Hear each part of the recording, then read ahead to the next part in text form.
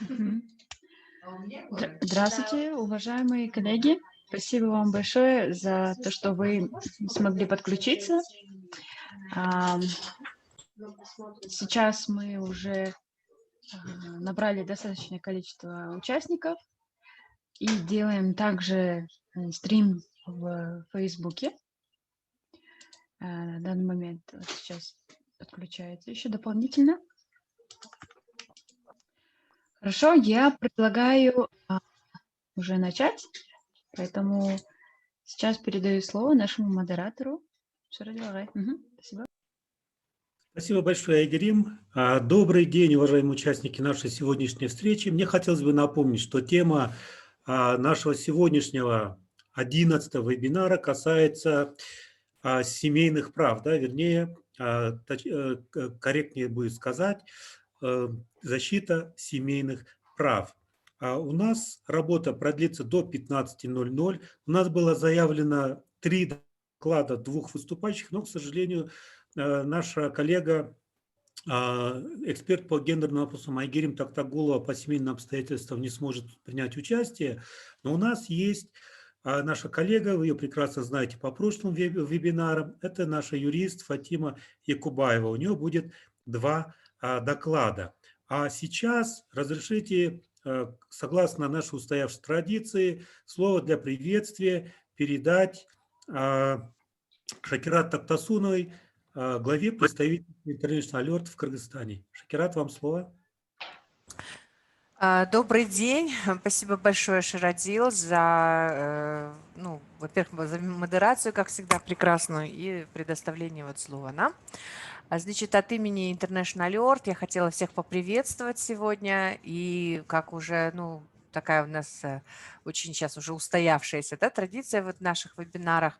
Те темы, которые мы поднимаем, всегда актуальные темы, стараемся приглашать экспертов именно в том направлении, которое мы обсуждаем. И вот нынешняя вот эта тема, она очень актуальна, с одной стороны, потому что International Alert, это как бы тема профилактики насилия, в частности, в отношении женщин и девочек. Это является такой нашей темой, которую мы с профессиональной точки зрения реализуем и во многих странах, в том числе и в Центральной Азии, это Таджикистан, и в Кыргызстане путем реализации программы, называется «Жить в достоинстве», которая как раз-таки, значит, со всех сторон рассматривает эту проблематику, как и со стороны как бы социальной, такой экономической, психологической.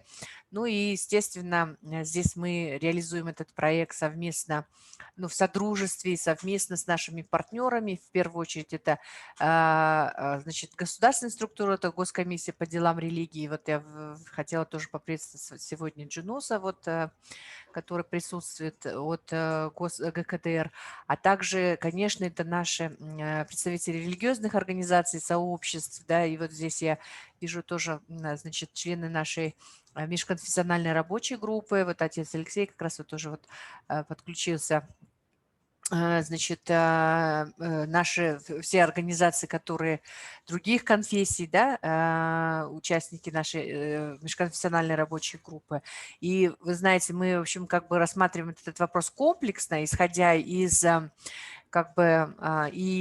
духовных ценностей, исходя из правового аспекта и, конечно, социально-экономического и психологического.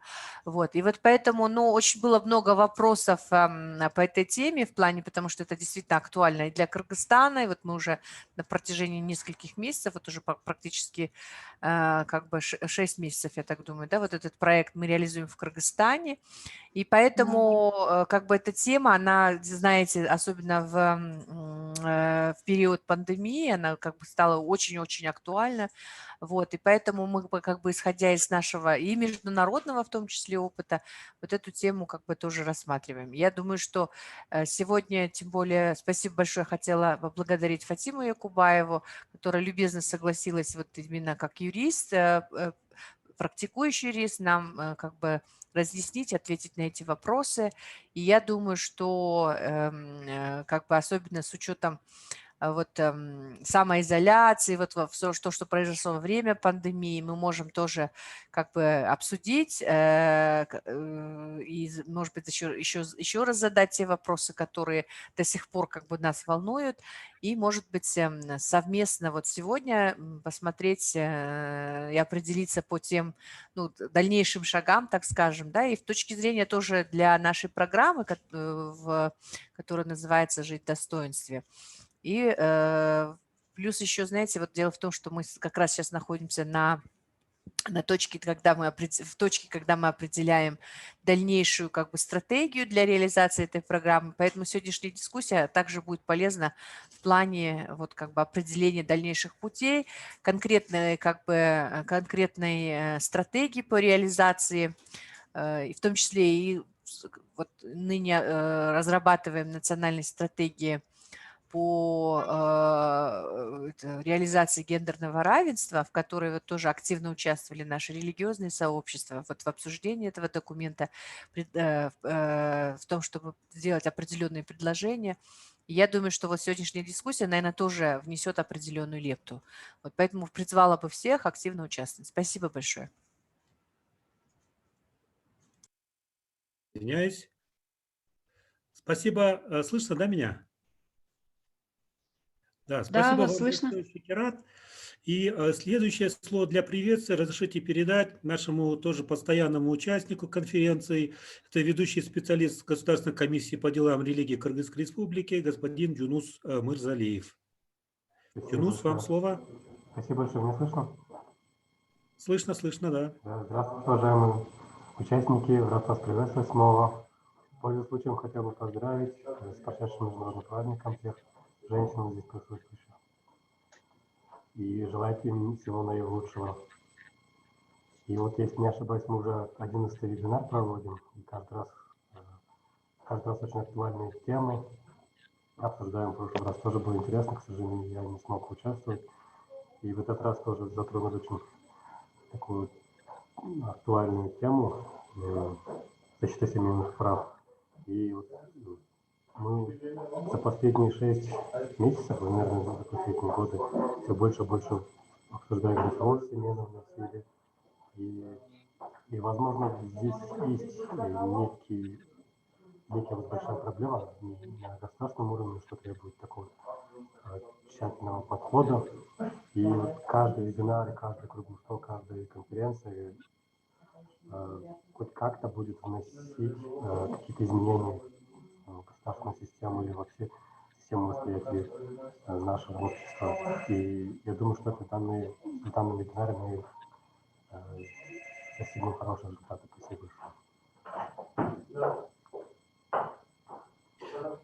Спасибо большое. Спасибо большое, Джунус. И я думаю, было очень такое хорошее символичное напоминание о том, что наш 11-й вебинар проходит именно как раз-таки после такого замечательного праздника, как 8 марта. Да? Ну, я просто хотел для информации сказать, что трансформация этого праздника, например, в Китае так хорошо произошла, теперь она называется как праздник королев, да?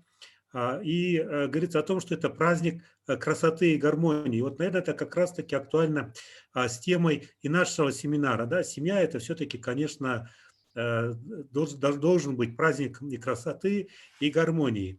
И я хотел бы напомнить повестку нашего дня. До 16:00 нам предстоит выслушать 2 доклада, и после этих 2 докладов у нас предусмотрено время для вопросов, ответов и дискуссий. Ну и сейчас время для первого доклада для госпожи Фатимы Якубаевой. Ну, у нее, повторю, 2 доклада, да, поэтому просьба быть терпеливыми. После первого доклада будет второй доклад, и потом у нас состоится дискуссия. Фатима, вам слово. Добрый день всем участникам. Благодарю за возможность выступить уже во второй раз вместе с вами.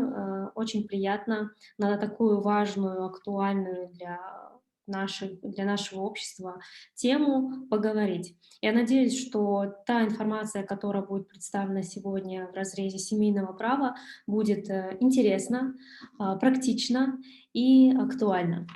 Позвольте я тогда сделаю демонстрацию экрана и свою презентацию.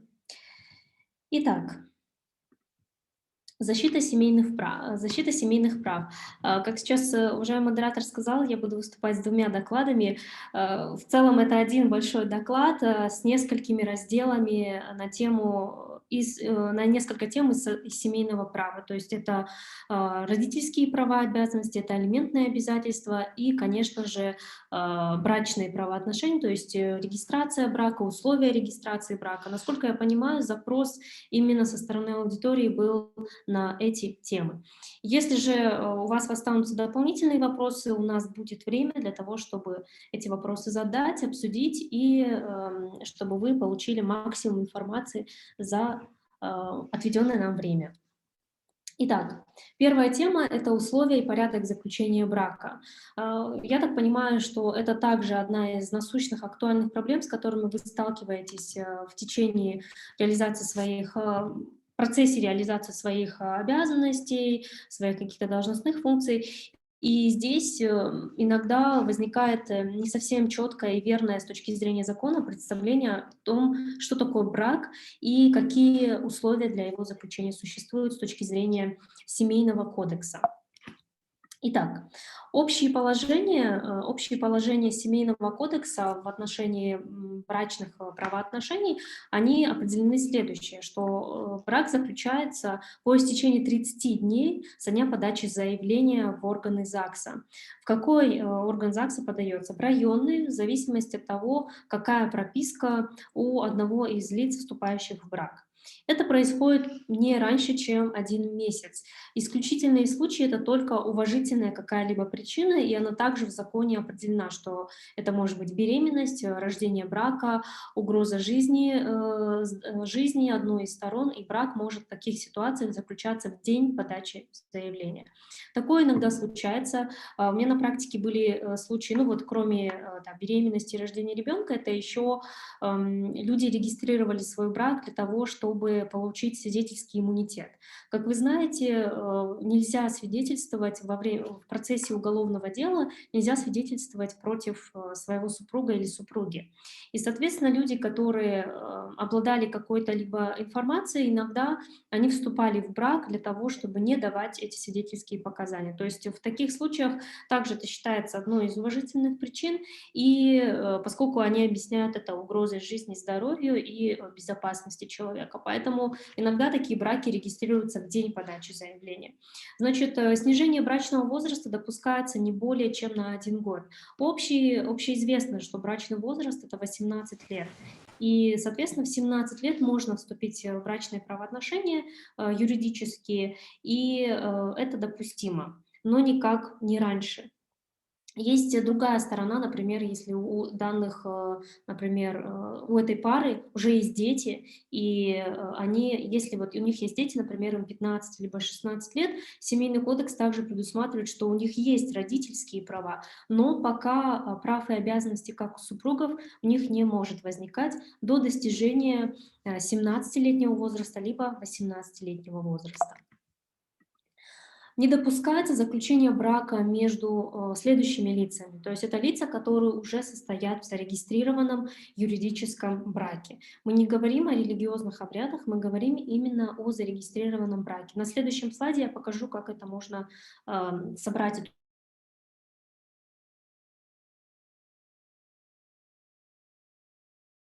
прямой восходящей линии, так и по нисходящей линии, между полнородными и неполнородными братьями, сестрами, имеющих общего отца и общую мать.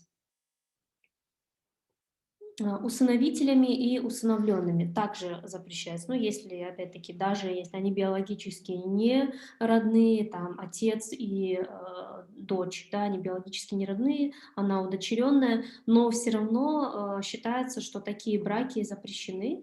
И это, то есть, Прямой запрет в Семейном кодексе предусмотрен, и дальше есть другая даже статья в Уголовном кодексе. И лицами, в которых хотя бы одно лицо признано недееспособным вследствие психического расстройства. Кто такие недееспособные лица? Это лица, которые в судебном порядке было доказано, что они своими действиями ставят в тяжелое материальное, либо в иное тяжелое положение свою семью, и решением суда ограничиваются их юридические действия. Конечно, они по-прежнему могут ходить, гулять, работать ограниченно, но с согласия своего попечителя или опекуна. Но они не могут продавать свое имущество, они не могут сдавать в аренду, то есть они не могут заключать сделки. Итак, как проверить семейное положение? Есть сайт 3W. хотела. Что? Я могу продолжать, да? Да. Спасибо. Значит, есть сайт, портал www.portal.tunduк.kg и еще портал tazacom.kg. Вот этот скриншот, он с сайта портал tazacom.kg, и это портал электронных услуг ГРС. Значит, здесь вы, набрав пин-код, персонифицированный идентификационный номер каждого человека, он у него единственный, это 14 цифр, вы можете получить информацию абсолютно законно, состоит ли данный человек в браке. Информация выдается в следующих разделах. Она выдается, не написано, что фамилия, имя, отчество и такой человек состоит в браке. Просто одно слово. В браке состоит, в браке не состоит, в разводе, вдова, вдовец. То есть, ну и не замужем, естественно, да, не состоит в браке. То есть вот такая достаточно скудная информация, но она очень помогает для того, чтобы вы не совершили каких-либо неверно какую-то консультацию, может быть, дали, да, направили, может быть, не в ту сторону. То есть вот это государственный официальный ресурс, который связан с ГРС, и он предоставляет законную информацию. У вас может возникнуть вопрос, а откуда мы возьмем этот ПИН? Да, то есть откуда мы можем взять эти 14 цифр. Но если у вас нет паспорта человека, потому что на паспорте в нижнем правом углу ПИН у всех указан. Это 14 цифр, еще раз повторюсь, 14 цифр, которые не повторяются ни с кем. ИНН, он присваивается в 16 лет при получении, значит, ID-карты, и он с человеком на всю жизнь. То есть эти 14 цифр поменять нельзя. Где можно этот еще ПИН взять, кроме паспорта? Его можно взять... Так, его можно взять, этот скриншот у меня не попал, его можно взять, значит, с сайта налоговой службы. Так, я сейчас открою браузер видно, да? Значит, информация с налоговой службы, также Салы KG, Taxpayer Info, информация по имени. Например, если вы наберете здесь фамилию, имя, отчество, вот, например, как здесь, да, значит, раньше я искала, вы находите поиск, и здесь информация должна выдаваться. Сейчас посмотрим, она выдаст или нет. Мне не сразу удалось подключиться из-за связи, из-за интернета, и сейчас, видимо, связь тоже не самая лучшая, долго подгружается с сайта. В любом случае, вы можете проверить эту же информацию, если через свой ИНН, использовав свой ИНН, эти сайты, и убедиться в достоверности полученной информации. Информация здесь предоставляется только, которая сохранена с 2015 года. То есть если информация, которая вам предоставлена, она до 2015 года, к сожалению, ее перепроверить не получится. То есть если люди состоят в браке с 2013 года, и люди не обновляли свои паспорта, либо они не сдавали биометрическую регистрацию, не проходили биометрическую регистрацию для голосования, к сожалению, их данные проверить не получится. Но в целом, если это люди, которые уже имеют новый паспорт, которые голосуют, соответственно, о них информация точно будет в этой системе. Итак, позвольте дальше продолжить. Какая есть уголовная ответственность? Поговорим об ответственности. Так, продолжить демонстрацию. Новая демонстрация. Так, видно. Значит, уголовная ответственность существует. Это означает, что в Уголовном кодексе есть ряд статей, которые считаются преступлениями, и за это предусмотрена соответствующая ответственность. По всем этим статьям есть такое наказание, как лишение свободы. Несмотря на то, что с 2019 года была действительно гуманизация уголовного права, очень многие действия, которые раньше считались преступлениями, стали теперь проступками. Можно заплатить штраф и быть на свободе. Но вот что касается преступлений относительно половой неприкосновенности, относительно равноправия в браке, то эти статьи не поменялись. Значит, есть статья такая, как принуждение лица к вступлению в брак. То есть это активные либо пассивные действия, в любом случае действия, которые направлены на то, чтобы человек против своей воли сожительствовал с кем-то, либо заключал брак. То есть вот эти все описания, которые здесь вы видите в статье 177, да, это принуждение к вступлению в брак, принуждение к продолжению брака, заключенного принудительно, принуждение брака лица к вступлению в сожительство без заключения брака, либо продолжение такого сожительства, воспрепятствование лицу вступления в брак. То есть все это наказывается штрафом 5 категории, 220 тысяч сомов, и лишение свободы 1 категории, это до 2,5 лет. Значит, 2 года 6 месяцев. Статья 178 также предусматривает уголовную ответственность за нарушение законодательства о брачном возрасте при проведении религиозных обрядов. Эта статья относительно новая, и прежний, например, Уголовный кодекс не так дословно и точно описывал диспозицию этого преступления, то есть это родители, лица их заменяющие, в отношении которого совершен религиозный обряд по бракосочетанию, лицо, совершившее религиозный обряд по бракосочетанию, а равно совершеннолетнее лицо, в отношении которого был совершен религиозный обряд по бракосочетанию с несовершеннолетним, с нарушением законодательства о брачном возрасте, считается преступлением и наказывается лишением свободы от 2,5 лет до 5 лет. То есть что мы видим из этой статьи? Что если родители, зная, что их несовершеннолетнему ребенку нету 18, то есть их ребенку, которому нет 18 лет, принуждают вступать в брак, либо какие-то другие лица, которые совершают религиозный обряд, также их принуждают вступить в брак и, собственно, регистрируют этот брак по религиозным, как религиозный обряд. Это все считается преступлением и карается от 2 до 5 лет. Двоеженство и многоженство также это считается преступлением, сожительство мужчины с 2 или несколькими женщинами с ведением общего хозяйства.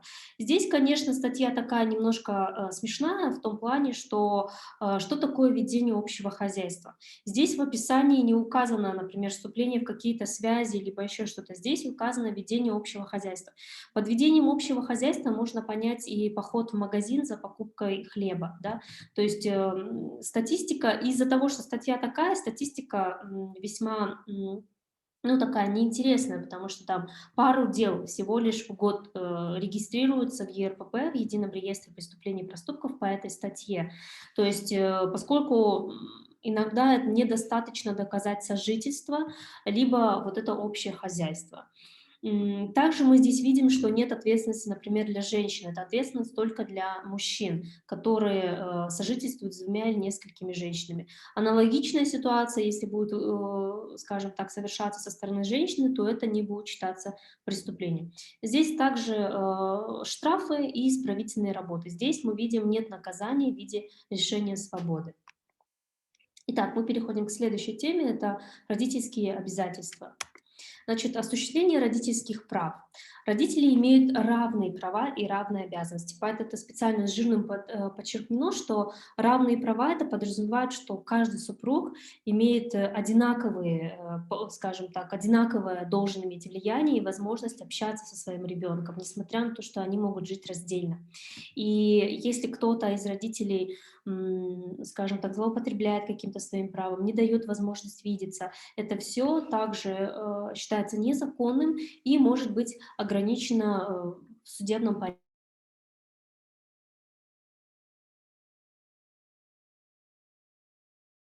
Вот в самом начале я пример приводила, когда бывают родители, например, 15-16 лет, И они ошибочно полагают, что они не имеют права на своих детей. То есть каких-то прав они не могут реализовывать как родители свои права. Это неправда. То есть Семейный кодекс позволяет им такое же право на участие в воспитании детей и на совместное проживание. На совместное проживание очень важный момент.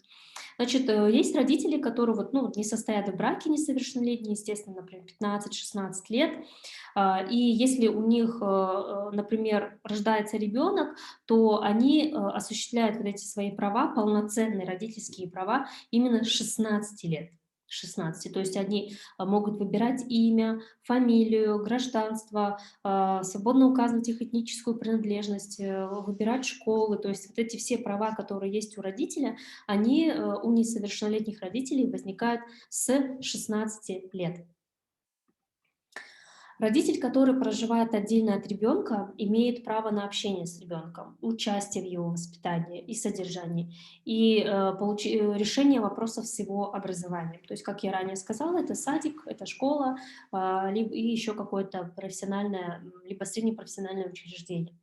Родитель, с которым проживает ребенок, не должен препятствовать общению ребенка с другим родителем. То есть, как я уже сказала, бывают случаи, когда кто-то из родителей злоупотребляет этим правом. Иногда имеет место шантаж, когда говорят, вот ты увидишься с ребенком только когда то-то, то-то, то-то сделаешь, да, то есть либо напишешь отказ от ребенка, выдашь доверенность, выплатишь какую-то сумму и тому подобные действия, разговоры, они на самом деле с юридической точки зрения считаются вымогательством либо шантажом, в зависимости от того, какой контекст и какие конкретно требования.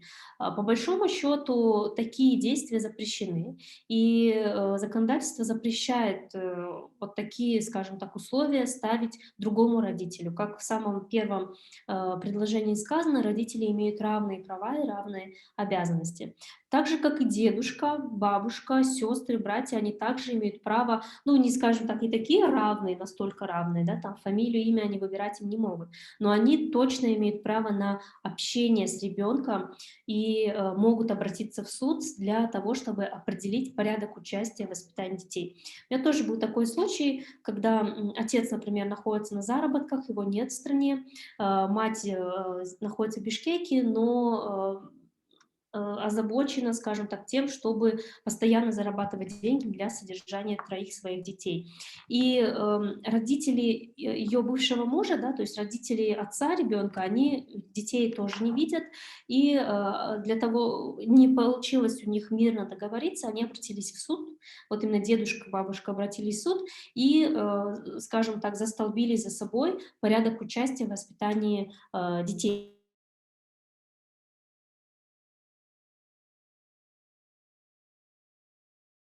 2 дня по 3 часа, то есть 6 часов в неделю для того, чтобы они могли забирать ребенка. И, ну, они не имеют права их на ночь забирать по решению суда, но они имеют право как минимум 6 часов в неделю общаться с ребенком в дневное время. И так как им не удавалось это в мирном русле к такому консенсусу прийти, им пришлось обращаться в суд, и суд встал на их защиту и определил вот такой вот режим. Это возможно, это реально, и это практикуется. Поэтому возьмите, пожалуйста, себе на заметку. Значит, бывает так, что родители злоупотребляют своими правами, либо есть основания для того, чтобы лишить их родительских прав. Некоторые родители хотят именно этого и добиваются того, чтобы один из родителей был лишен родительских прав. Что это даст? Лишение родительских прав, оно даст то, что вам не нужно будет брать согласие одного из родителей на то, чтобы поменять фамилию, имя, отчество, гражданство, место жительства, образование, выехать из страны, в конце концов. То есть на все эти действия постоянно нужно брать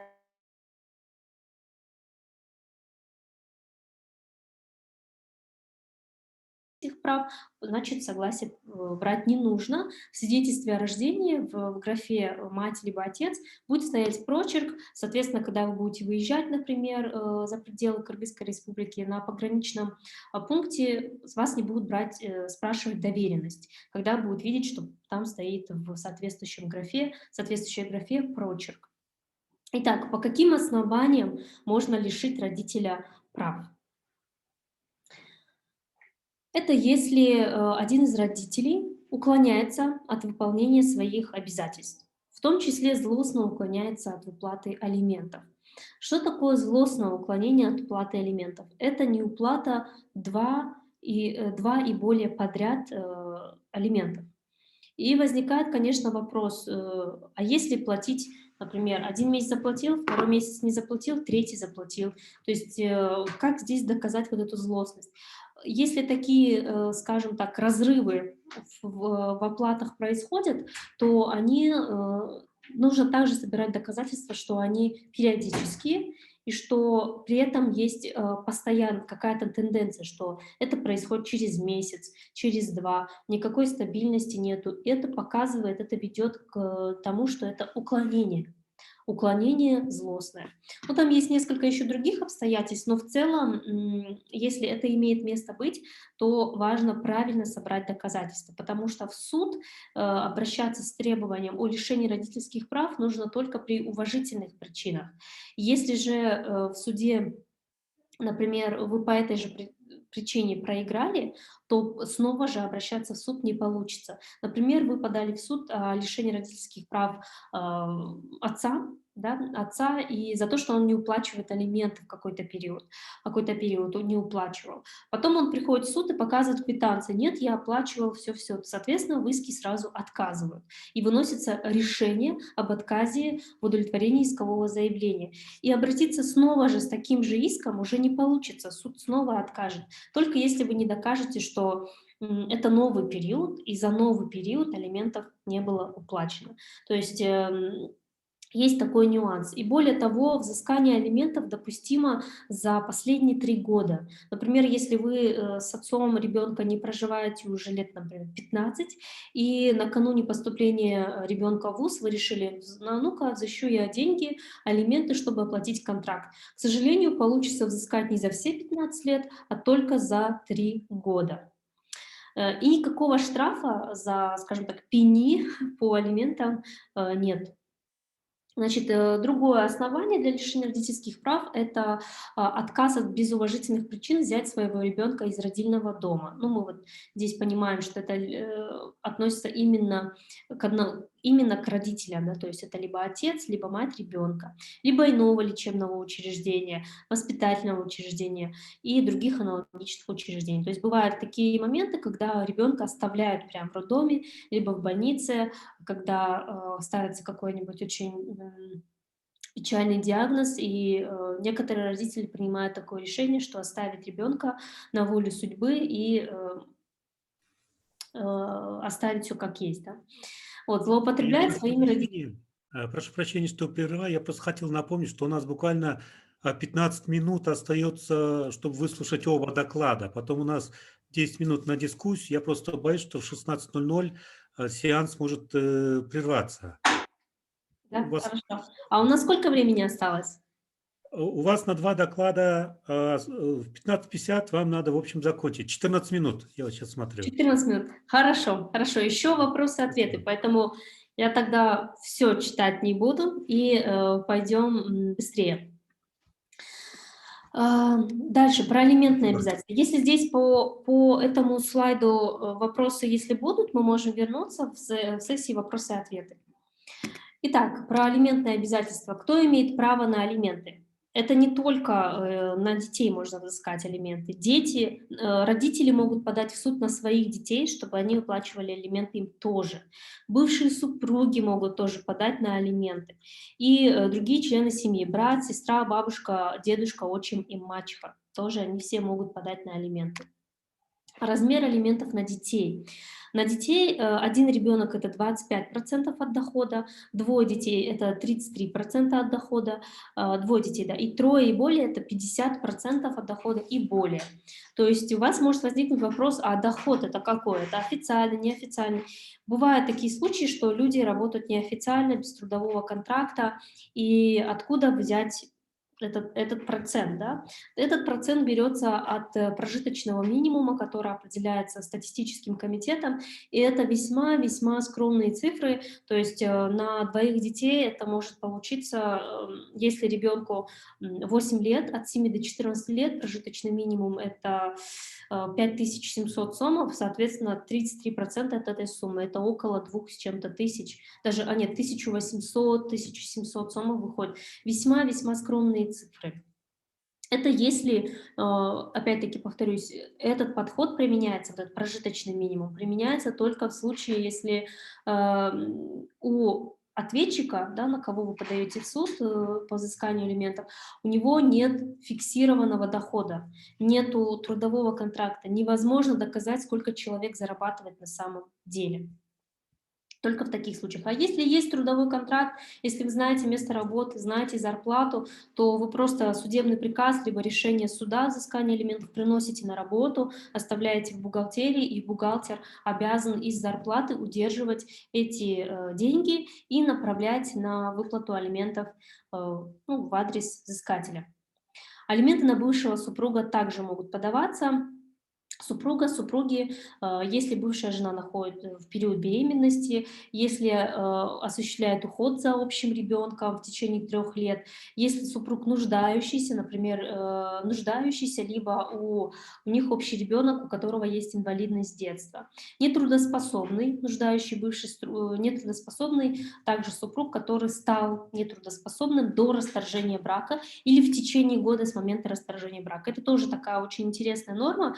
То есть если бывает, люди разошлись, да, всякое случается, и в течение года какая-то случилась беда с этим человеком, появилась инвалидность, то существует такая вероятность, закон определяет такому лицу право подать в суд на алименты, поскольку человек стал теперь нетрудоспособным. Даже если вашей вины в этом нет, так сложилась жизнь, все равно такая вероятность существует.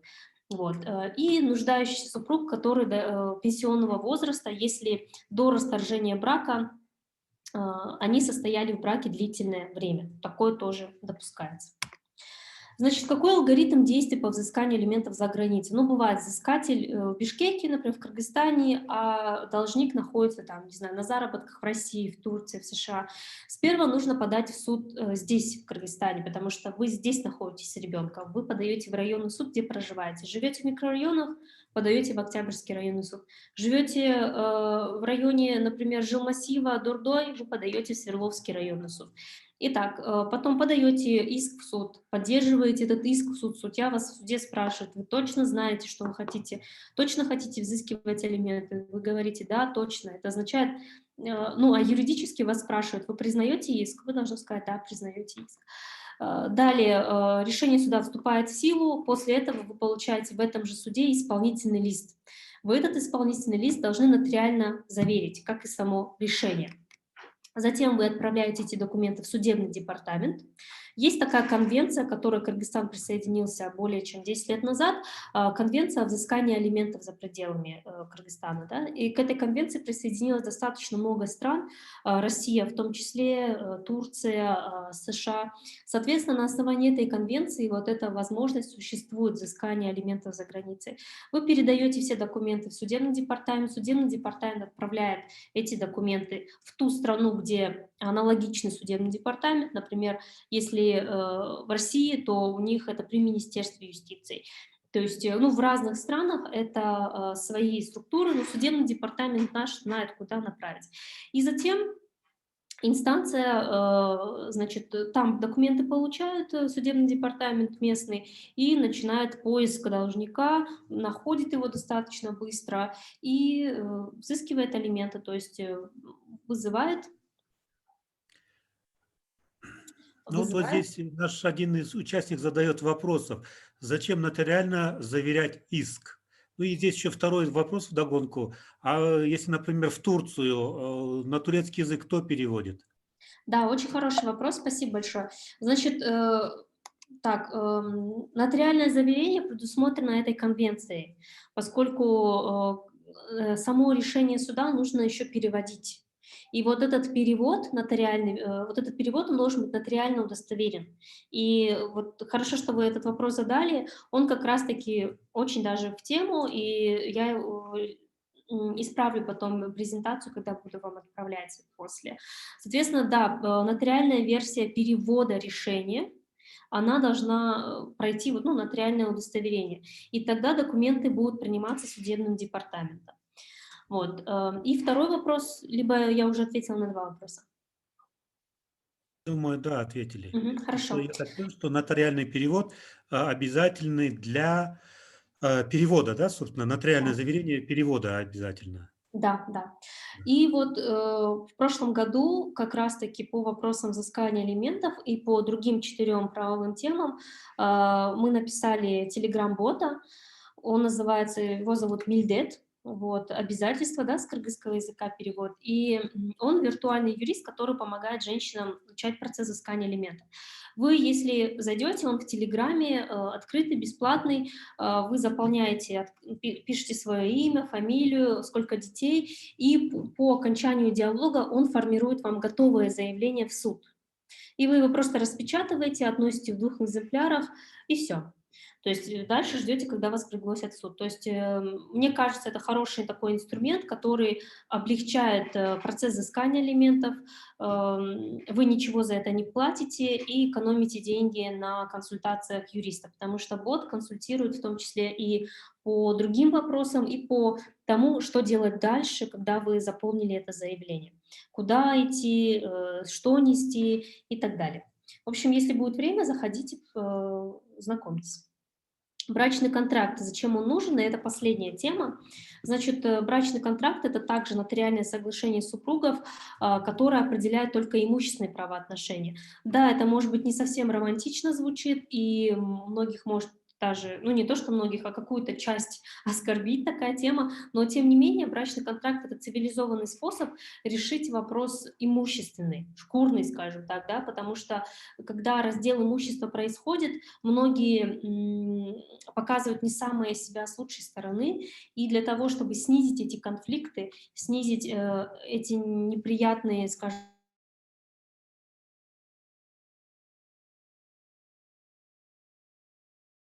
там определить, кто как часто будет готовить, делать уборку дома, еще что-то, регулируется только имущественные отношения. Например, мы покупаем квартиру, 70% квартиры супруга, 30% супруги. Либо квартира оформляется на супругу, значит, автоматически она принадлежит только ей. То есть только имущественные вопросы. Квартира, машина, земля, дома, то есть все, что связано в отношении имущества, это может регулировать брачный договор, как в отношении существующего имущества, так и в отношении будущего, которое, возможно, будет.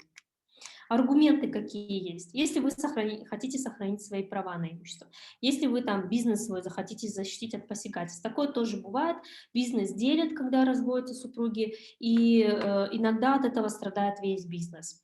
Значит, документально устанавливаете порядок распределения доходов, расходов, даете, ну, хотите дать достойное обеспечение своим детям, которые родились в браке, потому что, как и ранее показывала, размер алиментов может быть очень такой скромный, а если вы в брачном контракте предусмотрите, что покупка совместного жилья будет сразу являться собственностью общих детей, либо подлежит передаче в аренду, и этот доход будет направляться на обеспечение детей, то есть можно многие вещи, опять-таки имущественные, прописать, это будет цивилизованно, это будет адекватно, спокойно и снизит, как я сказала, уже какие-то нервные потери. Не хотите тратить деньги на юриста, вам дорога ваша нервная система, вот, и если кто-то, это тоже выгодно, если кто-то находится на материальном обеспечении у богатого супруга либо супруги. Ну и если вы не уверены в адекватности поступков мужа и жены, и тут надо дописать родственников, что тоже бывает очень даже уместно. Все, моя презентация подошла к концу. Я надеюсь, я успела и оставила время для вопросов и ответов. Здесь мой аккаунт в Инстаграме, вы можете подписаться. Там я пишу различные посты на различные темы. И также телеграм-канал «Адвокат KG», там тоже публикации. В общем, спасибо вам большое за время. Я надеюсь, у вас накопились вопросы, я с удовольствием на них Да, отвечу. спасибо вам большое. И я думаю, вот у нас есть уже пользователи, участники нашей конференции, которые, я думаю, обязательно посетят Инстаграм, ваш Инстаграм, адвокат КГ. И первый же у них был, по какой ссылке вас найти, да?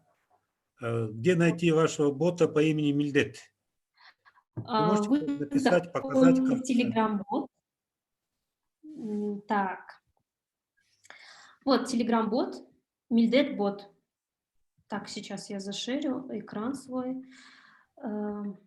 Видно, да? Мильдет-бот. Мне видно, да. Ну, коллеги, пожалуйста, сфотографируйте, запишите, кому это интересно. Я думаю, действительно очень хорошая презентация. Спасибо вам большое, Фатима. Пожалуйста. Как всегда, скажем так, полная информация, максимально сжатые сроки. И вот обращение к организаторам, к International Alert. Мы можем еще минут 10 как-то удлинить, да, потому что, я думаю, Да, вопросы есть. И у конечно. нас Да. была еще, помните, вот информация о порядке обращения в кризисные центры для помощи жертвам семейного насилия. Да. Вот вы могли бы об этом рассказать тоже? Да, я могла бы Как рассказать.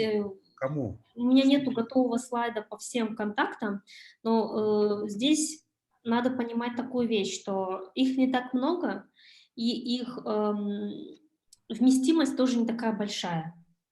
То есть пребывание в кризисных центрах обычно не больше 3 месяцев.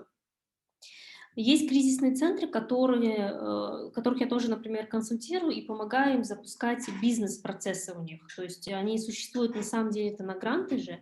И для того, чтобы обеспечить их большую финансовую стабильность, устойчивость, они начинают реализовывать различные бизнес-проекты, например, клининговые фирмы, детские сады, еще какие-то консалтинговые услуги. Соответственно, вот если мы говорим о кризисном центре СИЗИМ, который самый, например, популярный, да, он действительно не зря популярный и самый, скажем так, вместительный, но у них есть вот этот нюанс, что вы долго там не можете находиться. Поэтому обращение в кризисные центры можно составить список. Я, наверное, составлю те, которые знаю сама. Но надо понимать сразу, что это недолгая история. Там максимум можно находиться только 3 месяца, а в каких-то даже 1. И, возможно, спустя какое-то время вам могут предложить работу даже там. Это тоже хорошая возможность начать жизнь с чистого листа. Да, спасибо большое. И вот здесь, мне кажется, на эту тему есть еще вот один вопрос, но уже, наверное, к Мамедбек Мурза или Джунус Мурза. Вы здесь, да, у нас присутствуете? А то я смотрю, камеры отключены, микрофоны отключены, сложно сказать. Не, слушаю вас. Салам алейкум, Мамедбек. Вот такой вопрос. Мы видели, что есть уголовная ответственность за регистрацию брака, да, и так далее, если есть нарушения по ним. Но вот если я не ошибаюсь, вот нике, обряд нике, его проводят после официальной регистрации брака, да, у нас? Его проводят Да, это после так, уже второй год. официального. Да. А если его нарушить, что будет? Тогда тот, кто совершил этот обряд нике, он будет ответственным. А какая ответственность? Штраф, что предусмотрено? Вот ранее написано уголовный кодекс. Ну, пока Показать. Это же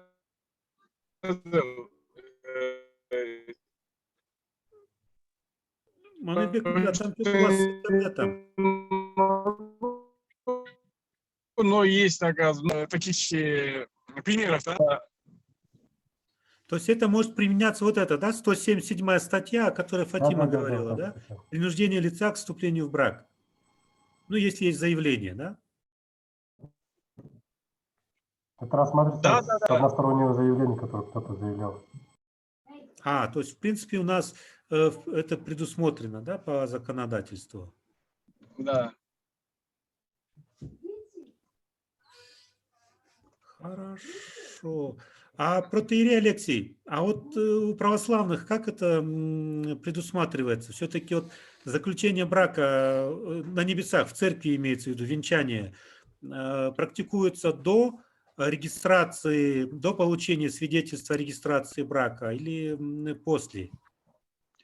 Здравствуйте. С 1996 года, вот, по-моему, если я не ошибаюсь, а может быть даже с 1995 года не совершается венчание без предъявления свидетельства о регистрации брака. То есть это был указ патриарха Алексея II, еще покойного, через Священный Синод.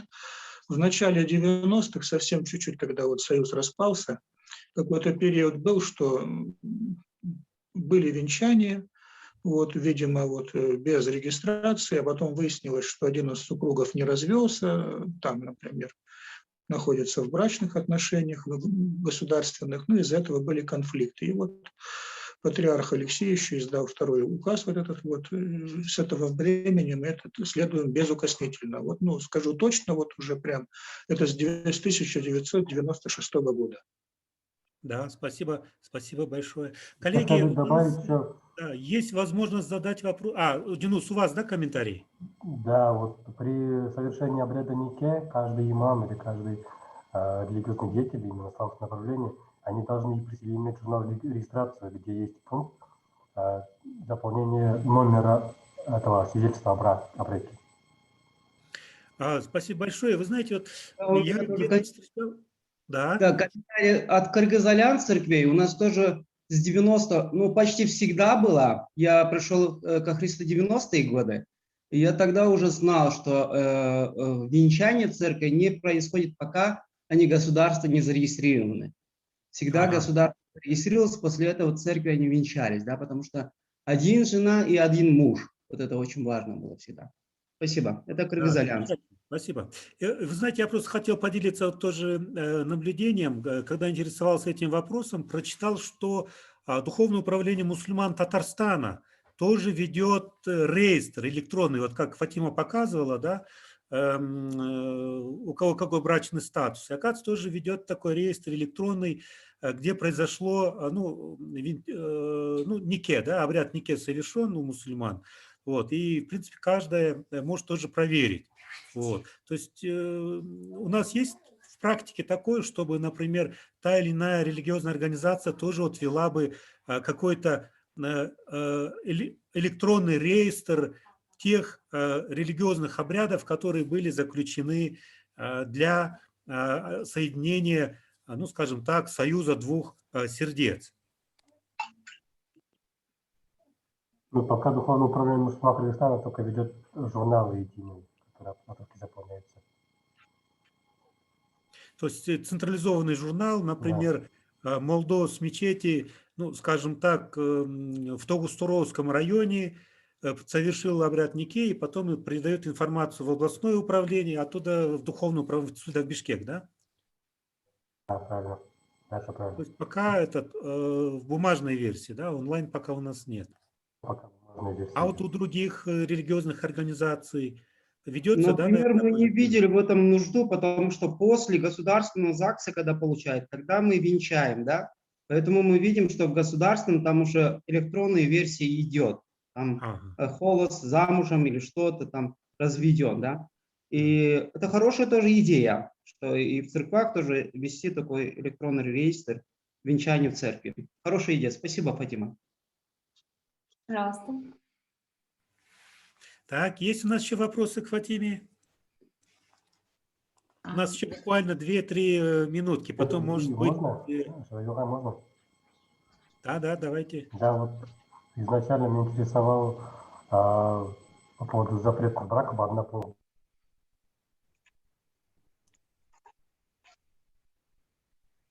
Юнус, вас не слышно. У вас что-то со звуком или с микрофоном? А теперь слышно?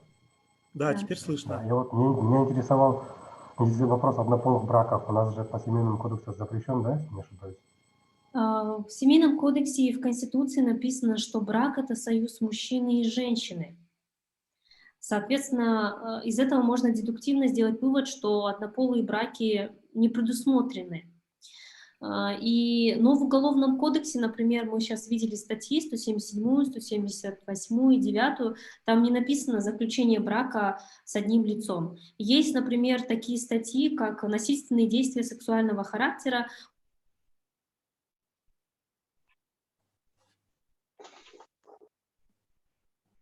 Это считается преступлением, если есть насилие.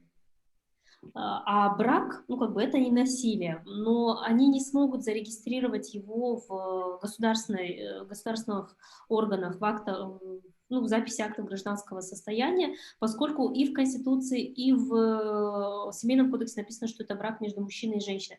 Другой вопрос, что некоторые меняют пол. Такое тоже возможно. И тогда выходит, что если пол будет изменен, и тогда в этой паре будет один мужчина, один женщина по документам, то тогда брак будет заключен. Ну, действительно, такой это достаточно деликатный вопрос, потому что если мы смотрим Уголовный кодекс, то наказание предусмотрено опять-таки, да, сексуальное насилие мужчины над женщиной или мужчина над мужчиной, да, то есть как бы... Или женщина с женщиной, или женщина к мужчине. Женщиной, Это вот да, как раз... и вопросов там сожительства и так далее не предусмотрено между лицами одного пола. Да. Так, еще вопрос есть, коллеги? Вот здесь вот, спасибо вам большое, дорогие спикеры. Вот здесь хотелось бы также поделиться с контактами кризисных центров, как уже госпожа Фатима говорила, что эти данные кризисные центры, они только на временной основе, то есть на постоянной основе, конечно, но тем не менее они дают возможность, вот, если такой форс-мажор в семье, да, вот, насилие в семье происходит и так далее, вот есть такие убежища, места для убежища, да, кризисные центры. Бишкек, Чолпан-Ата, ну, в общем, по разным регионам нашей страны. Да, И мы, получается, им поделимся с вами. И очень большая просьба, уважаемые наши спикеры, участники, если будет возможность, если эта информация будет полезна, я думаю, она будет полезна, то поделиться через свои контакты, через свои коммуникационные каналы. Спасибо вам большое. Да. И, Фатима, вы не могли бы немножко вкратце рассказать нам об охранных ордерах, да? То есть есть тоже такой замечательный инструмент, который недавно стал практиковаться у нас в практике, да, Кыргызстана, с тем, чтобы защитить семью, детей и так далее от насилия, могут суды по решению суда выдать так называемый охранный ордер. Что это такое, в каких случаях дают? Охранный ордер, он выдается не только судами, чаще он выдается участковыми милиционерами, он может выдаваться именно участковыми милиционерами, и он хорош, да, действительно эффективный инструмент, но на 3 дня.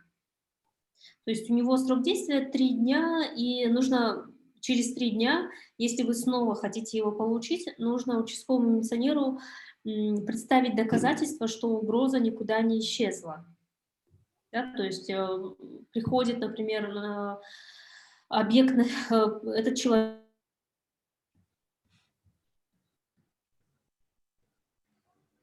Так, у нас что-то звук завис. Что-что? Звук завис немножко. Не знаю, только у меня это или нет.